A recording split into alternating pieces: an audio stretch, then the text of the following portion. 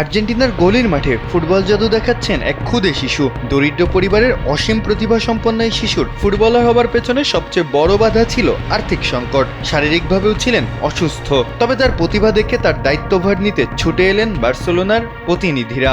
Official document না থাকায় napkin পেপারেই হলো চুক্তি। সেই যে শুরু, এরপরে আর পেছনে ফিরে তাকাতে হয়নি। বনে গেছেন সর্বকালের সেরা ফুটবলার। বাংলার মেসিও কি পারবেন একইভাবে সেই স্বপ্নজয়ের গল্প লিখতে?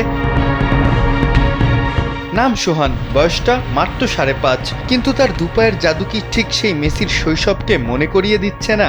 সোহানের বাড়ি চাঁদপুরে। খুদে এই প্রতিভাবান শিশুর দিন কাটে বাড়ির উঠান বা রাস্তায়, কখনো বা মাঠে দুপায়ে বল নিয়ে জাগলিং বা ড্রিবলিং করে সবাইকে মুগ্ধ করে।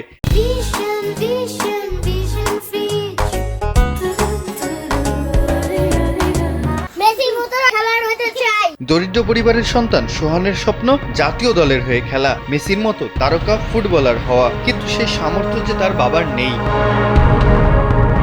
ছোট্ট মেসির মতো তাই খুদে সোহানের জীবনযাত্রাটাও যে বেশ কঠিন। তবে মেসিকে যেভাবে খুঁজে পেয়েছিল বার্সা, সোহানকে তেমন চিনে নিয়েছে বিএনপি। দলটির ভারপ্রাপ্ত চেয়ারম্যান তারেক রহমান শিশুটির লেখাপড়া থেকে খেলাধুলা সবকিছুরই দায়িত্ব নিয়েছেন। তার পক্ষ থেকে সাবজয়ী ফুটবলার আমিনুল ইসলাম সোহানকে পৌঁছে দিয়েছেন ফুটবল বুট, জার্সি সহ একাধিক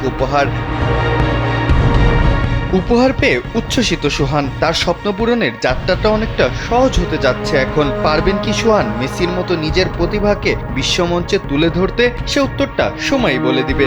আপাতত শিশুটি মেতে থাকুক তার ভালোবাসার ফুটবল নিয়েই, এমনটি কামনা করছেন সবাই। মাহফুজ আহমেদ, কালবেলা।